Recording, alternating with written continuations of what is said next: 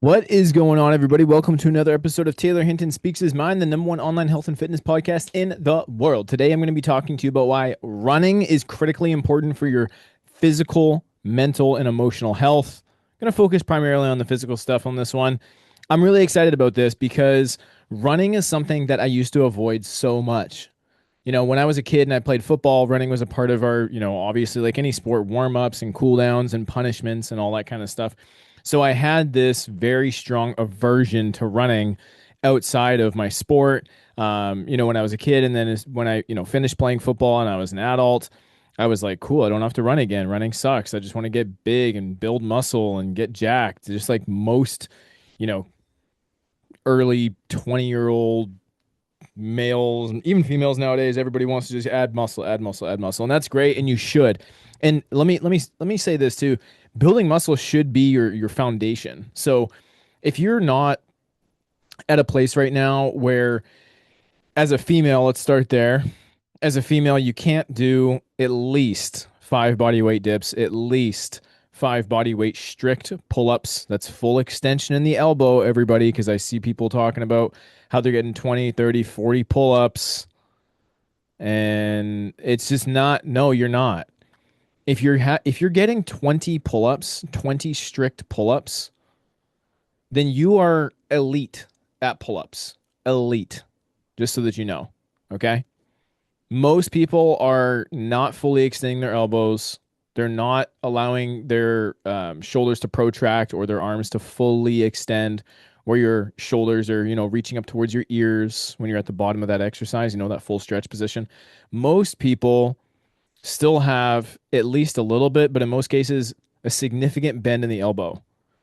So just so that you know, like, hey, this is me. This is basically my ego talking, but at the same time, it's true though. Like, if your elbow is bent at all, then what is the standard for the range of motion you're supposed to get? Because how much is a little bit bent? Now it's become subjective. Now it's just a little bit of an elbow bend. Well, a little bit for you might be a lot for somebody else, and there might be way too much bending for another person. I've seen people who have their elbows basically at 90 degrees and calling that a pull up. It's absolutely absurd. So for me, somebody who's been training more than the time that I've existed on Earth, I've been training for 21 years. I'm 31 now. And honestly, you could even say it's been like 23, 24 years, because my dad had like a dumbbell set when I was a kid at home, and I used to do, bullshit pull-ups when I was a little kid, like 8, 9, 10 years old, doing the dumbbell stuff at home. But when I was 10 or 11 years old, had a personal trainer. And from then on is kind of when I'm, talking about this 21 years worth of experience. But even as a little kid, I was doing like bicep curls and shrugs and a little bit of bench press, with dumbbells when I was a kid. Sit ups, trying to have abs. Yes, I had an ego like that before I was even 10 years old. That's a whole nother story. So I'm going to get into all of that today and break down why I think it's so valuable, so important. And before I do, quick on the housekeeping stuff. If you are on my email list, or you have at some point downloaded a free guide from me or something like that, you had to at that point put in your email and your phone number, right? It's real basic marketing stuff. You get a free guide that I've spent a lot of time and effort building for you to make it easy for you to hit your fitness goals absolutely free, or that comes with an asterisk at the cost of your dun, dun, dun, information. I get your email and your phone number. That way I can then text you for marketing purposes, emails, promotions, stuff like that. Just like any other business. All right. So don't hate on me. That's the first item. Item number two, I got to apologize to everybody who's getting these text messages way later than I expected. I am not very techy, which is kind of ironic considering the fact that my entire livelihood depends on internet connection. So I had sent out an email and I scheduled this out in advance, but I put this email or this text message out to everybody, virtually everybody who gave me their phone number at some point or another over the last like 3, 4 years. That was like there was two text messages. One was a little teaser. Hey, I got something coming up. It's my birthday, coming up on Sunday is what the text message says, because I built that out on Thursday, which would have been like late April. Okay. And I put this out and said, hey, I got something coming up for you, a little teaser. And then like day of or day before, so on the Saturday, something like that, I then sent another message that was like, hey, like here it is. This is what the thing is. Well, the first one that I sent out, I had scheduled it to be sent out in 50 people interval batches. What's up, Brooks? So because if I blast everybody at the same time, like 400 plus people, there's some regulations that prevent that from happening. I get flagged, so I have to try to drip out these text messages. So in batches of, I think I set it as batches of like 50 people at a time every 6 hours or something like that. I clearly miscalculated how many people I had on my list because there's people who are still today getting this text message and they're like, "Hey, it's my early birthday," which would be like suggesting that this upcoming Sunday is my birthday. My birthday was on the 3rd. So, first off, thank you for everybody who replied and said, happy birthday. It's late, not your fault. You got the text message at the wrong time. That's my fault. And two, the whole purpose of that thing, for anybody who's wondering what it is, was a 4-week consistency retest contest.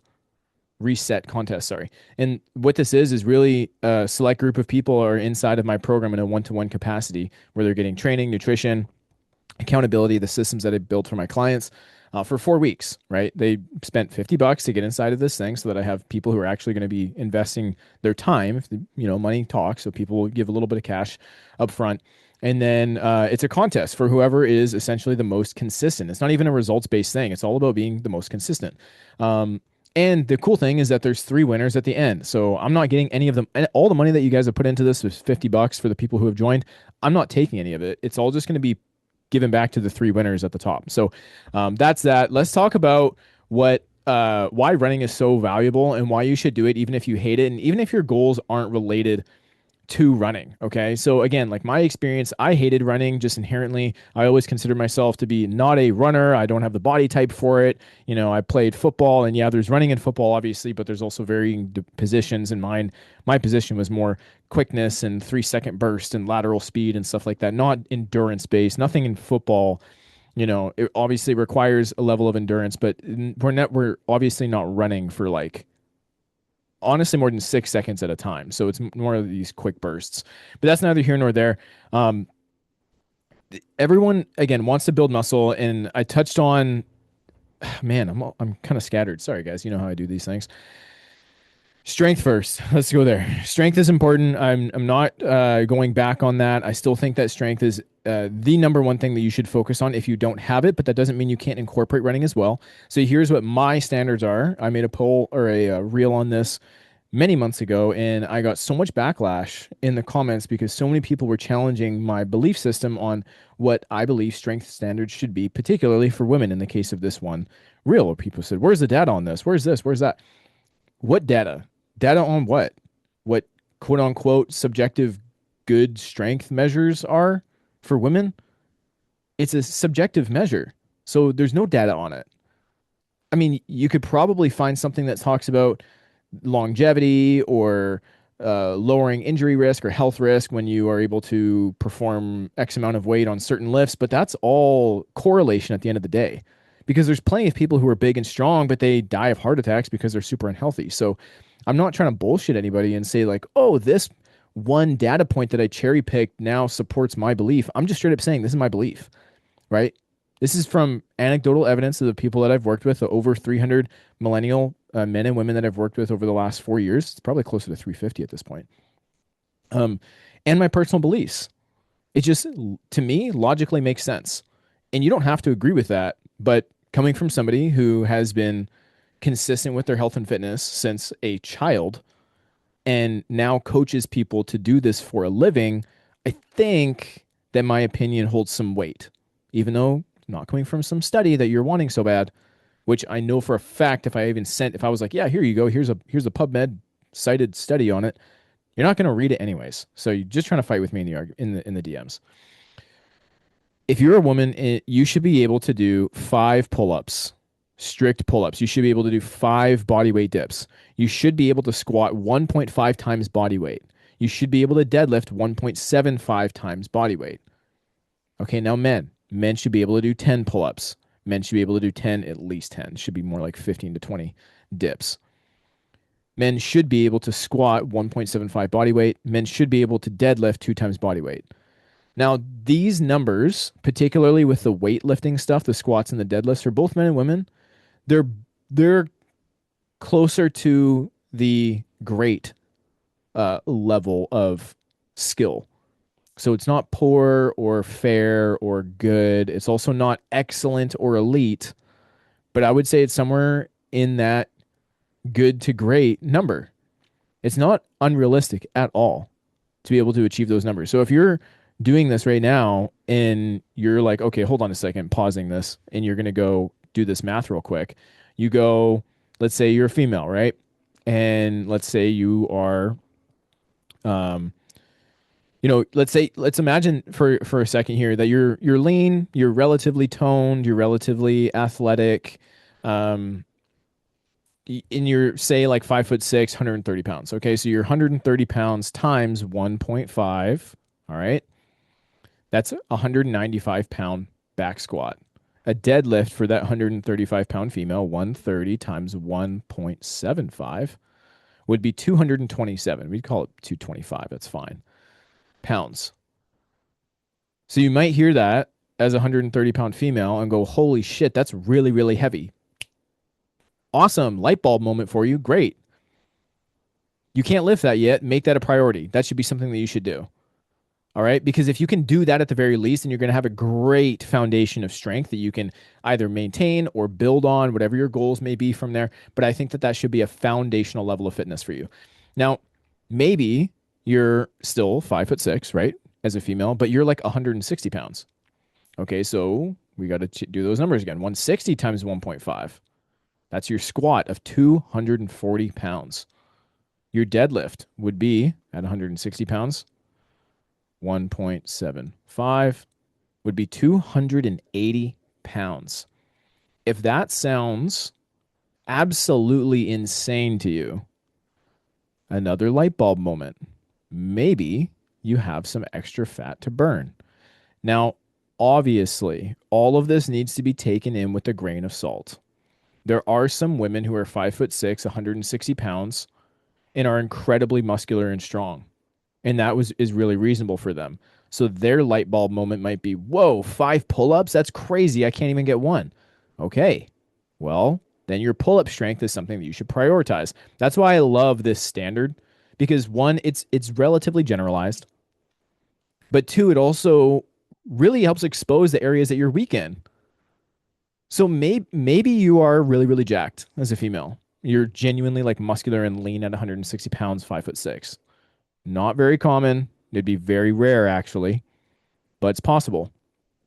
So which area are you weakest in? We'll get to the running in a second, but identify the thing that you're weakest in, focus on that. Maybe you're 160 pounds and you're 5'6" as a female. You think that you're really strong. You feel like you're strong, but you're not yet deadlifting even a plate each side, which would be 135 pounds. Well, objectively, that's not very strong. That's quite weak if you're 160 pounds and you can't deadlift one plate yet. This isn't throwing shade. This is just objective data. This is just objectivity. Okay? So don't get offended by it. If you do, then that's something that you personally need to work on. But it does also expose the things that you're weak in. This is where it's really important overall in fitness for us to remind ourselves that the data is just data. Okay. The data is important. The data is fact. The data does not care about how we think or how we feel about these things. It's just raw data. And that can sometimes feel really hurtful, or it can feel degrading, or it can feel negative. And that's okay. You're allowed to feel those things. But to project that out, or to throw your fist in the air and say, no, that's not fair, I need the standard changed for me, is childish, in my opinion, my humble opinion. Okay. So that being said, those numbers are great numbers, by the way. So I'm as I'm speaking all these things out into the universe right now, I'm thinking of some of my clients like Chelsea, who's in her 40s. She's a mom. She's a teacher. She loves adventure racing. That's what her goals are. She wants to be an adventure racer. And when she joined my program, she was over 200. I want to say she was roughly 210. Oh, that's right. 215 to 220 was her weight. She started at around 240 before she joined my program, lost about 15, 20 pounds by herself, joined my program. Now she's down to 174. Okay. She set herself a goal of 165. Her personal goals don't necessarily align with her being able to deadlift really big, heavy weights. So her goal is being adjusted from the standard. She's not going to meet that quote unquote standard definition of strength that I have just explained. And that's okay with her because her standard for strength is going to be a little bit lower. That's not her priority, and that's okay. It's not the end of the world. If you're trying to achieve your peak level of fitness, then you will do your best to reach those standards that I've set. But maybe your idea of peak level of fitness for you is maybe 70% of what I've set in stone. And that's okay with you. And you acknowledge that, you recognize that, and you want to get to that standard, and then you want to shift over to another gear. And that's kind of where Chelsea's at. And there's nothing wrong with that at all. But if you're unhappy with how you look or how you feel, and you're adjusting that standard down from what I've shared, then that's the problem. You need to focus more on hitting that standard first. Okay. So here's where the running part comes in. We talked about the strength standards, pull ups, dips, squats, and deadlifts based on body weight. What about running? Running, there's a standard too. And if you are, here's the cool part is that it doesn't matter if you're male or female, you should be able to run 5 kilometers in less than 30 minutes, in my opinion. Now, people who are regular runners, in that not even like, um, doing it for performance or doing it for any type of competition or contest or anything like that. They just run a couple times a week recreationally because it's just part of something that they enjoy to do for fitness. Those people should probably be able to do 5 kilometers in less than 25 minutes. That's not necessarily an easy pace for everybody, but it's a, hey, let's go ahead and push ourselves. Let's see where we can go with it, right? For 5 kilometers, those people who are recreationally running a couple times a week, they should be able to do 5 kilometers in less than 25 minutes. Okay. So that's about a 5 minute pace. And again, that for some people might be really easy where they can nasal breathe the entire time. And for other people, that might be really challenging, but they can still do it. Either way, you hit it, good for you. That's great.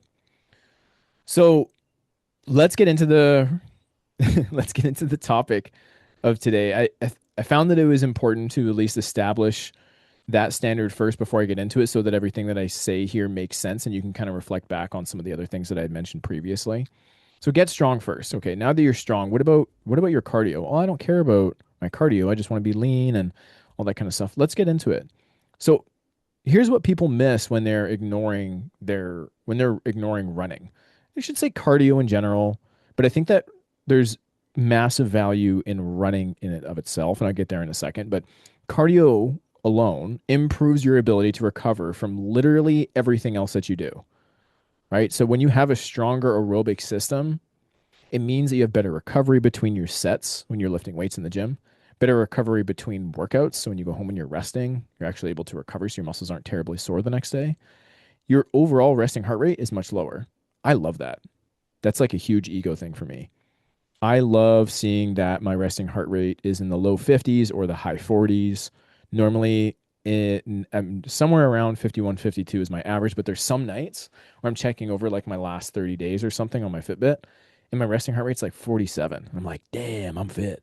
It feels good. You have a lower resting heart rate, it improves your blood flow and nutrient delivery.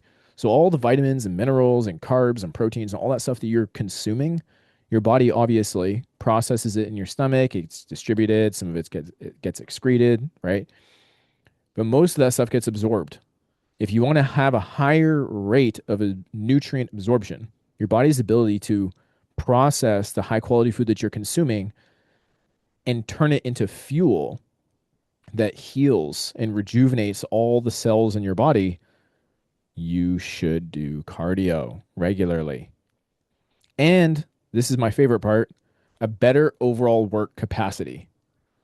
Something that I think I might be getting this wrong. I should look this up. Somebody should look this up when they're listening to this. Who came up with this quote? I think it's Vince Lombardi, but I could be wrong. Fatigue makes a coward out of any man. And you can obviously see that for women too. And it's so true. When you have a better work capacity, you can do more. When you run, you can do more for longer. When other people quit because they're tired and they're heavy breathing, hands on their knees, and they just want to stop because everything hurts, right? Mentally, they're broken. But when you have a good work capacity and you can just run past that person like nothing, or you can keep picking up big, heavy bricks while you're helping somebody move, or when everyone else needs a water break and needs a little 5 minute rest, they got to sit down and scroll on their phone when they're helping a friend move, and you're like, all right, fine, I'll just go grab some smaller stuff that I can carry by myself, and you just keep hustling. Like that is a massive confidence boost. That's my favorite part about running, purely, is just that I can outwork anybody. I love that. The person who can recover the fastest usually can train a lot harder, they can train more consistently, and for a longer across more years. So, what does this mean over the next 10 years of your fitness? A lot of people don't like talking about, the next decade of their fitness, but the reality is that you're going to be fit for the rest of your life. That's the whole intention of you getting started with your fitness journey, having some initial goals set out. Maybe it's losing 10, 15 pounds or something like that. After that, what does fitness look like for you? Because you should be exercising regularly until the day that you die. So if I'm compounding this running every single week over the next 10 years, how does that how much more am I able to do? How much more energy and work capacity am I going to have versus another individual who maybe weight trains regularly 4 or 5 days a week, but they never do cardio? Who's going to turn out a little bit better? Who's going to be able to perform better? Who's going to be more injury free? Probably the person who has a greater work capacity. Okay. If your cardiovascular system sucks, your training quality eventually is going to hit a plateau. Now, everyone's going to hit some type of plateau at some point or another, in one area that if you're focusing on one fitness goal for an extended period of time, eventually you're going to hit some type of plateau and you're going to have to navigate and move things around and pivot and stuff. But if you are regularly getting your cardio in, that plateau is pushed a little bit further down the road. So you can keep going and keep making progress before you have to make another change in adaptation. Every time you have to change and adapt things, you've just removed that option off the table for being able to adapt things. So, for example, imagine that you're trying to hit a new squat PR, and every 6 weeks you have to make some type of adaptation or change, and you only have, let's say, six different things that you could do to manipulate that so you can keep seeing more progress. So for the first 6 weeks you're making progress, you hit a plateau. Now we have to insert solution A, which is one of your six ways to overcome that plateau. Okay, cool. Now we've got another 6 weeks. And now solution B, 2 out of 6 are now used up. And as time goes on, you eventually run out of those solutions, those little tricks or hacks or whatever you want to call them that help you push to that plateau. Well, what if you were running regularly? What if that was just a part of your regular routine? Not not intense running, doesn't have to be. A couple times a week, zone 2 nasal breathing running for 30 minutes. Let's imagine it was just that. That could potentially extend that window of time that you have to keep training and progressing before you need to make a pivot. So instead of having to pivot and make an adaptation at the 6 week mark, maybe it's the 8 or the 9 week mark. That's another 3 weeks. And compounding that over the six different adaptation changes that you have in your back pocket, that's another 18 additional weeks of progress that you could be making versus an individual who doesn't train because they're not working on their work capacity because they're not increasing their body's ability to keep pushing themselves hard. That's a massive difference in your progress. So we could extrapolate from that if you include running regularly into your training, not overdoing it, if your goal is purely strength or muscle building, you don't want to prioritize running, but if it's has a regular cadence in your training regime, we could, in theory, say that having running in your training program actually will help you get bigger and stronger. Right now, obviously, there's a delicate balance and a proper strategy that needs to be involved, but that's a realistic thought process that you could put yourself through to get better goals in muscle and strength. Right? You have to remember too that like your heart is not separate from your physique goals. People treat lifting like weightlifting is purely for aesthetics and getting stronger, just to look big and look strong, and that's cool. And that cardio is just for endurance. It's just for getting skinny and losing weight and being able to run further. And that's so far from the truth. They can work synergistically together to get you to one or the other. If you're only running all the time, you're probably going to have sore joints because you're not doing any strength training. Strength training doesn't just build muscle, it helps build the strength and durability in your joints. So you should include some of both of them, regardless of your goal. If your goal is to improve your 10K or get a marathon or something like that, then obviously running should be the priority. If your goal is to get bigger and stronger, then obviously lifting should be the priority. But both can work synergistically for either goal. Okay, you just have to be strategic with how you implement them, right? If your cardio, again, if your cardiovascular system sucks, your training quality eventually is going to plateau. So when you have a generally good aerobic base. That's what I want to talk about with this. This isn't about being a really good runner. This is about just having a good aerobic base. Can you just run for a kilometer without collapsing, falling to your knees and having to suck wind? Remember that 5 kilometer, 25-minute kind of time frame or even 30-minute time frame? That means that 1 kilometer would be 5 or 6 minutes. A lot of people can't run 5 or 6 minutes without having to open their mouths to breathe or stop and start to huff and puff after they complete 1 kilometer. 5 minutes of running. Can you truly call yourself fit if you can't run for 5 minutes? Like, fitness is an overarching theme of health. It's not just being big and strong. A better aerobic base can improve your training volume tolerance. That means that as you are trying to push yourself a little bit harder in the gym, over time, you've heard this a million times before, progressive overload. And one of the key elements of progressive overload is adding more volume. That means going from 3 sets of 10 to 4 sets of 10 as a very rudimentary example. Okay. When you are regularly including running in your regime, you're increasing your work capacity. Work capacity translates to being able to do more sets. So you can improve on your training volume and your ability to do another set without collapsing or your muscles being so fatigued that you fail halfway through that fourth set. When strength wise, you actually have the capacity to lift it for 10 reps, but your lungs are the limiting factor. That sucks.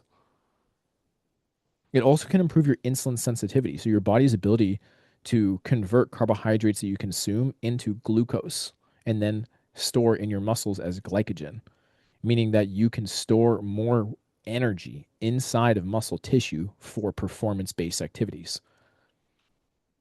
That's really good.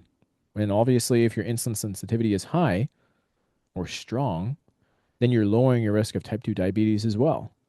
It helps nutrient partitioning. I already kind of touched on this earlier, but essentially your body's ability to take in the quality vitamins and minerals that you're consuming and actually utilize them to fuel the cells in your body.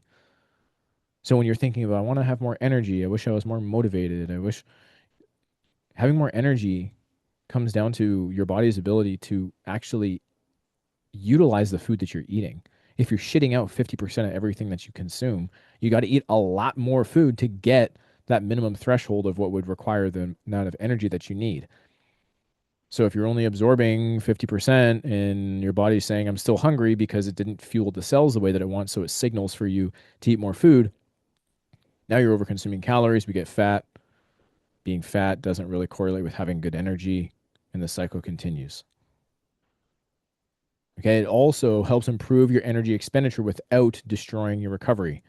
So your ability to push yourself for longer and harder without being totally trashed the next day. Actually being able to, that again, this is another thing that I just love about it, is that I can go into the gym today and do a big ass heavy workout with, a bunch of heavy squats, for example. And my legs will be sore tomorrow, but I could go still do a 10K tomorrow, run for an hour straight or a little bit less than that with my pace.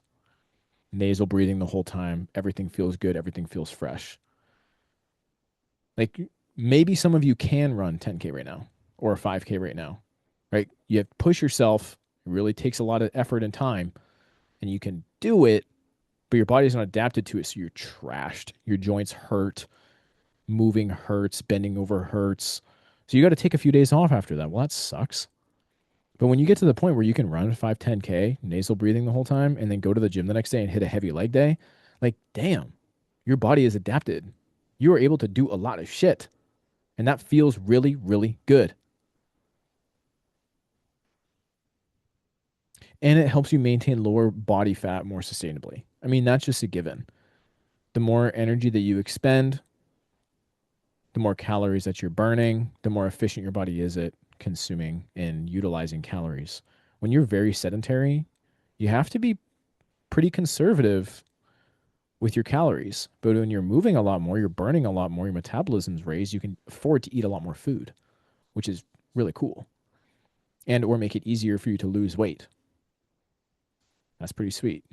Because obviously if we're thinking, just think about it from like a steps per hour situation or steps per 10 minutes. On average, if you're going for like a good walk, you should be able to get 10 or 1,000 steps per 10 minutes.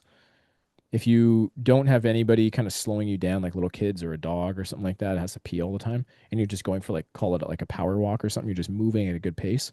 In 10 minutes, you could be able to, you could hit 1,500 steps. That's walking. Okay, what if we are running for 10 minutes? You could pretty reasonably double that depending on how fast you're running. So there's some mornings that I take my dog for a quick little run around this lake locally in town. And it's perfect because the loop is about 2 kilometers. It's very simple. It's more of just kind of like a getting her a little burned out in the morning. She goes for a second walk in the evening with my wife. And I'm just looking at her right now. She's so cute. She's so spoiled in our apartment. We have 2 beds for her. One's in my freaking office. I can barely open the door in my office so this dog could freaking just lay on here. And she's got basically a king size dog bed that could fit 3 dogs her size on it. But she sprawls all over the place, little spoiled bitch. I love her. But that 2 kilometer loop is about 10 minutes. And I get about 2,500 steps in that 2K loop. I wouldn't be able to get that in 10 minutes with walking. So within the same time frame, I'm able to effectively double my step count. So it all means the same stuff. You move more, you burn more energy, right? What's up, Jimmy? So here's another thing too. Running is one of the purest readiness tests, right? A lot of things in the gym, they're very fixed, very controlled. Like your rest period, you got a 2 minute rest, right? For example, or when you're doing a bench press, you're on a stable surface. Everything is predictable. You know how many reps you're going to be doing. Running strips all of that away. It's raw. It's primal. Can your joints just absorb force repeatedly over and over and over again? It's different from weightlifting. When you're on a leg press, it's smooth, it's controlled. You slow it down at the bottom, your body is absorbing it together, and then you press back out. There is some impact, but not nearly as much impact as just running that on your knees and your ankles and your hips. Can your body take that and be okay the next day? Or are you going to be crippled? Are you going to be so sore and tired and eventually have an injury from that? Are you going to blow your Achilles tendon out for going for a 10-minute run? If you don't do it regularly, the answer is probably yeah. It's a high likelihood that running, something that we used to do as kids for fun without even thinking about it, could make you injured. And now you're laid up. Like that sucks, right? Can your lungs actually keep up? Like maybe your muscles are have the capacity, your bones are dense and everything because you do your weight training, but can your lungs actually keep up, or are your lungs going to be a limiting factor? Can your body move through space efficiently? That's why I like going for a run outside. Going at this park, I'm, swerving in and out. It has a bunch of different turns and twists. There's people I got to kind of navigate around. There's a bit of like this agility and coordination thing that you're kind of controlling for. Like that adds up over time. Your ability to recognize things at depth and then change your positioning, how your ankles are moving. It's not just this fixed, perfect position on the leg press where you're pressing out and pressing back. Nothing, your ankle joints in this case aren't really moving a whole lot. They're planted, right? There's tons and tons of support. But when you're running, every single step has impact. Your foot positioning might be slightly different. So you're building tolerance in all these different little positions. Now your body's that much more robust and injury free, right? Can you regulate effort mentally when you're uncomfortable? So many people hate running. Like this is if you're somebody who's like, I'm not a good runner, I'm not built for running, or like it's just not my thing. This is why. It's because you don't know how to regulate your energy expenditure. Because especially if you regularly weight train in your head, you're like, oh yeah, like I'm strong and I'm fit. I work out. I got muscles on me and stuff. And yeah, and sure I don't run, but I can definitely go for a run. It shouldn't be a problem. And you go out way too hot, way too hot. I used to do this too, and that's probably one of the reasons why I hated running because I was like, oh, I'm not built for this because I got tired after 5 minutes. But I was running at like a 4 kilometer pace or 4 minute pace. That's fast, by the way.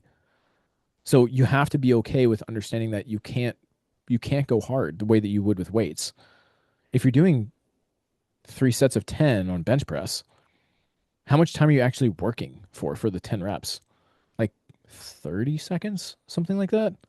You can't push at that effort or even close to. You can't even push at 50% of that effort for 30 minutes, especially if you're not used to it.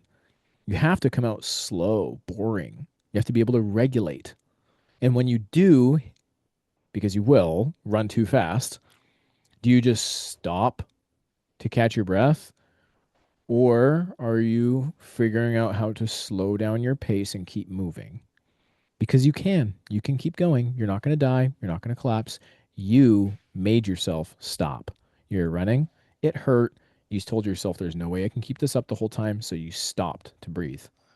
What if you just slowed it down a little bit? Well, yeah, obviously you're not going to recover instantly. You're not going to have a relief instantly. That's why you stop running entirely. You go from running too hard to stopping immediately because you're uncomfortable and you want relief now.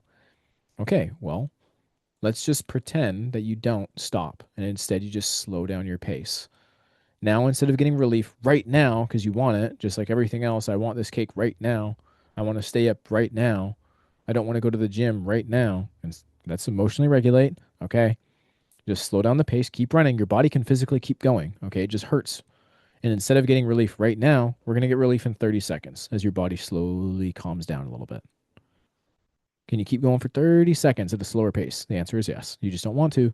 That's mental regulation, emotional regulation. That's really important for building character, building discipline, building endurance, building, call it fucking toughness.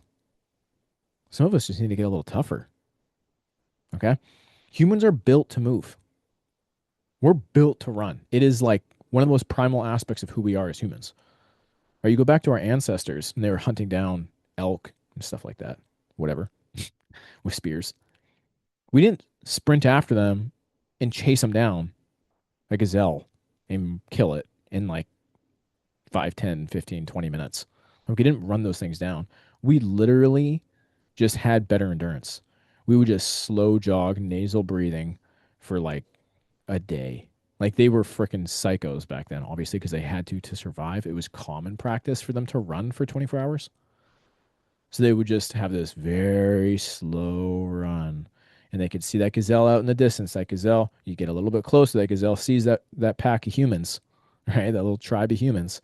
And goes, oh shit, they're still coming. And then it's running super, super hard, just like you do. You run super, super hard. And then you gas out like that gazelle. And that gazelle's like, holy shit, I gotta take a break. There's no way I can keep that up. So it stops and it rests. And before long, they see that tribe of humans jogging their way over, just doesn't stop. The humans just didn't stop. They just kept going. And eventually that gazelle, it just stopped getting up. It was just too physically exhausted to run away.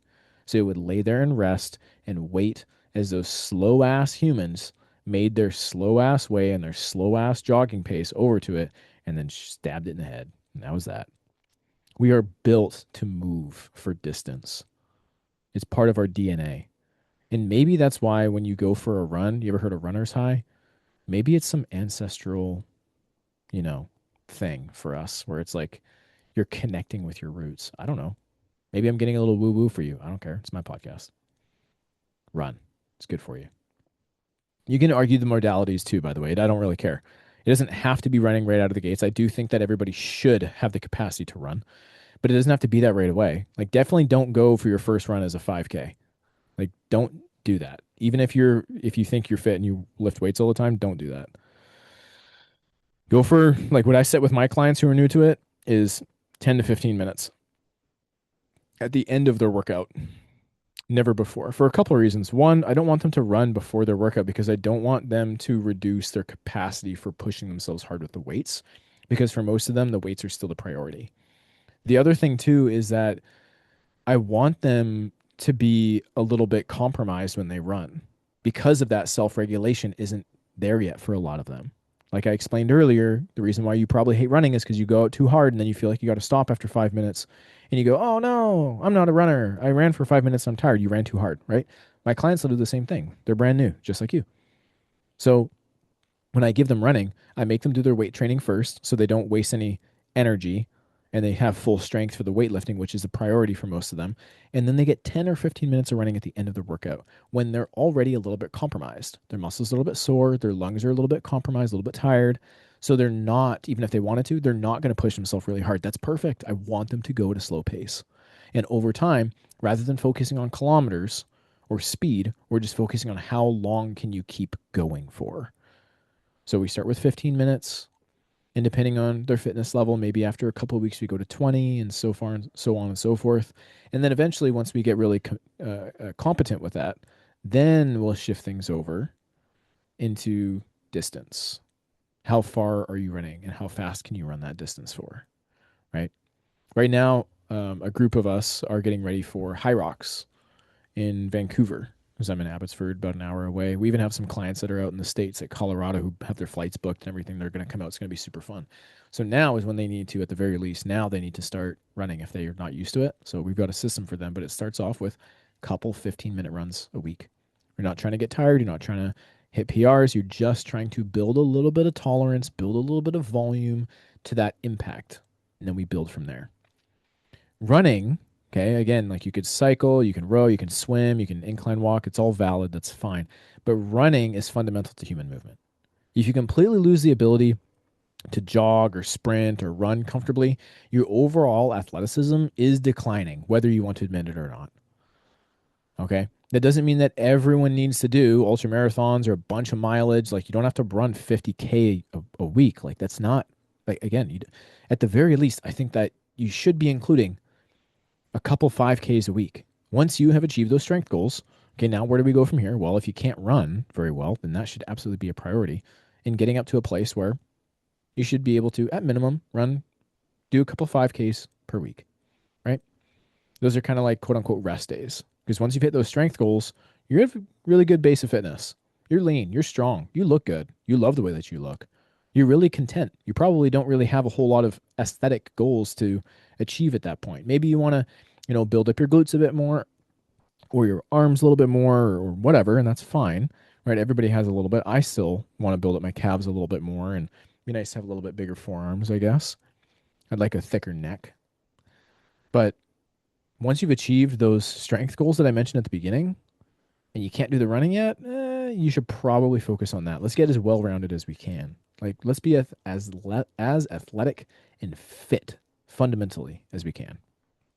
Right? Being incapable of running is a red flag for general physical competency. Running builds mental resilience, different than lifting. Right? Lifting has like really intense spikes, but running is sustained discomfort. Like when you're lifting weights and you're doing your 8 to 10 or 8 to 12 repetitions and those last couple reps, they really hurt and you're really pushing yourself mentally. You've got, 10 to 15 seconds of really digging deep to push yourself hard. But running, you're uncomfortable for 20 minutes at minimum, assuming you're doing that 5K. But over time, as you build that up, it is just the same cyclical, boring, just nagging pain and discomfort. And you know that all you got to do is just stop. Just stop running. And you can get a leaf right now. But there's a psychological part that's like, I can keep going. As uncomfortable as this is right now, I can take another step and another step and another step and another step. And you keep working through that. Building that mental resilience is massive for your fitness. Being mentally tough goes far with your fitness. There's a million things every single day that happen that can throw you off and make you uncomfortable or pissed off or sad or whatever. And that's fine. But if you're running regularly, there's something about you that's a little bit tougher than it was before. If you're weak mentally, it's going to be very hard to stick to anything that you're trying to do. Running is cheap. You don't even need running shoes. You could just start going. There's people, psychos, who run barefoot. You don't have to do that. My point is, it's free. It's one of the lowest barrier things you can do in fitness. Obviously, walking is the easiest thing, but running doesn't require a special gym. It doesn't require a ton of time. Again, you're starting off at 10, 15 minutes right now. It's just mentally tough. And everybody can make a million different excuses as why they don't like to run or why they shouldn't run or why, they're not built for it. If there's any part of you that's not built for running, it's your mental. It makes you physically and mentally tough. Running teaches pacing, emotional regulation, discomfort tolerance, patience, discipline without stimulation, right? You cannot brute force a run with ego the same way that you can do it with lifting. Longevity data consistently favors cardiovascular fitness. Muscle mass and strength are strongly associated with longevity, yes, but VO2 max and cardiovascular fitness are some of the strongest predictors of lifespan, disease risk, and overall mortality. Essentially, that just means that being jacked but winded after stairs is not high performance. And this is part of like the ego thing that I love about it is, for me, I'm at the place in my fitness now where at 31 years old, 5'9", 178 pounds, I may not be the leanest. I may not be the tallest. Definitely not. I'm definitely not the strongest. Definitely not the most muscular. I'm not even the fastest, and I don't run the furthest. I virtually don't do anything better than anyone. But I am better than everyone at least something.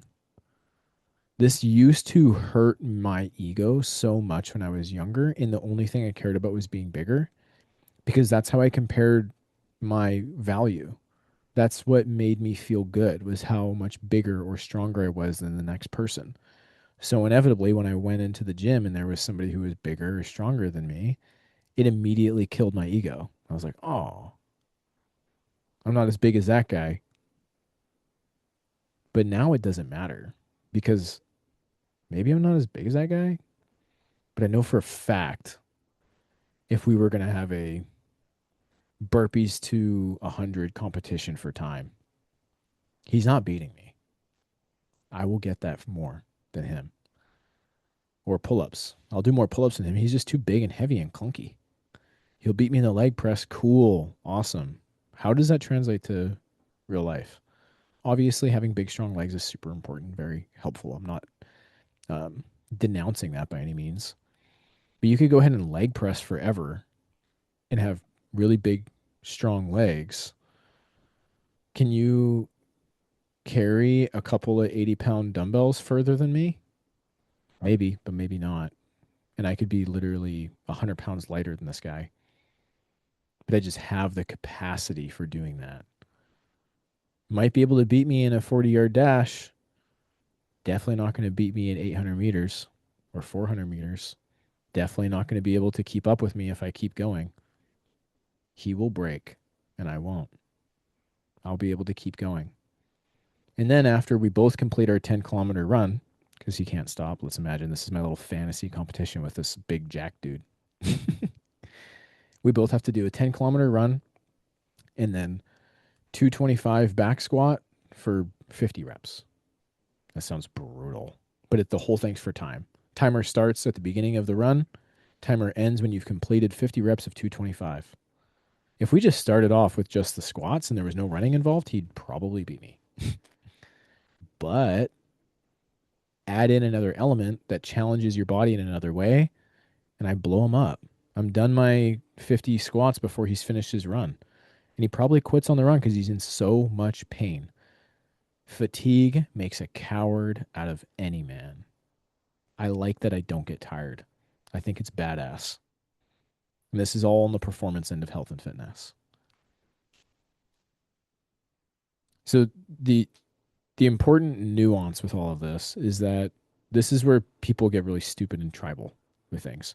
You don't need This is like the opposite end of the spectrum kind of thing, one or the other, blue or red. Running versus lifting. It doesn't have to be that way. You don't need to do a ton of high mileage. You don't need chronic endurance training every day of the week, all the time, or a ton of excessive hit. You don't have to identify as a runner. Like that feels foreign to me to see, like, yeah, I'm a runner because I mean, like I weight train 4 times a week too. Like I'm a better weight trainer than I am a runner. I've only really got into running over the last few years. And even then, it hasn't been consistent for the last 3 years. I've had some injuries, setbacks. My goals had changed for a while, coming back to it now. So I wouldn't call myself a runner necessarily. And yeah, excessive running can interfere with overall muscle hypertrophy, your body's ability to build muscle, your recovery. If you're just running all the time, like doing anything repeatedly is going to wear you the fuck out, especially if you're not adapted to it. In joint stress and management, like, yeah, it can build the tolerance, but if you overdo it, then your joints are going to be super sore, just like the person who's never ran and they decide to do a 10K on their first go. You're going to be wrecked. It all has to be built up over time, just like progressive overload with weights in the gym. There's progressive overload for running too. Any other fitness component. Strength adaptations. It can impair that. So it's not one or the other. Again, like I said at the beginning, they work synergistically. And you have to be very strategic with how you implement them, but they both can be very effective. You should, in my opinion, never cut out cardio entirely. You should never cut out weight training entirely. They both work together, right? For most people, 2 to 3 weekly sessions of like zone 2 work, which would be nasal breathing. If you have to open your mouth to breathe when you're running, you're going too hard. Start there. If you take nothing else away from this, start with a couple 15-minute runs. How fast should I run? Don't breathe through your mouth. If you have to open your mouth at all for the next 15 minutes during your run, you're going too fast. This will be brutally slow for some of you, but it's a massive wake-up call because you might even feel you might not you might be watching yourself or being doing that run right away and you're like, this isn't running. This is way too slow to be considered a run. But if you have to open your mouth, then you're running too fast. And that's extremely uncomfortable. You have just exposed a massive vulnerability in your fitness. If you can't even go at a jogging pace without opening your mouth to breathe, you are objectively unfit. Work on it. Okay? Again, not throwing shade. This isn't a personal attack. Don't get upset with me. It's just the objective truth. I am here to deliver that message to you. So zone 2 work is great. Some short runs, like I mentioned too, right? Intervals can be helpful, right? Maybe you're starting off in the rowing machine or the bike for doing intervals, so that impact on your knees and ankles and hips might be a little bit too much if you're just starting out. Same thing with sprint work, right? Or some mixed conditioning. I love doing Metcon stuff, like the CrossFit stuff. I haven't really done a lot of it in a while, but it's great for a good quick hitter to get your cardio up. It's great for your calisthenics. It's great for coordination, doing things like ground to overheads, doing devil's press, box jumps, doing some muscle snatches. There's a ton of endless different types of weight involved cardio based training that you could do. And that's a great way to start getting the heart rate up, right? And then you can translate that to running later too. So that's my take, dude and dudettes. You should be including running or cardio at the very least to get started and slowly building up to running over time in your fitness. Strength comes first. You need to be strong first. That doesn't mean that you can't do any cardio until you're strong, but it means that it takes lesser precedent. And then over time, you build up to it. I don't care if your goals are purely aesthetics or purely strength or anything else. You want to have a good baseline of physical fitness because looking good is great. But when you are inevitably put in a position where you have to move a little bit longer than you want to, a little bit faster than you want to, can you do it or do you fully collapse and fall apart? Fatigue makes a coward out of anybody. Get your cardio in, move your body, be multidimensional in your fitness. Don't be so singularly focused on one thing. It's important to do that when you're getting started. Get a good base, Do the same thing over and over again. Get some repetition in it, get consistent, but don't put running off for too long. Otherwise, you're going to find yourself in a place where you are avoiding it at all costs.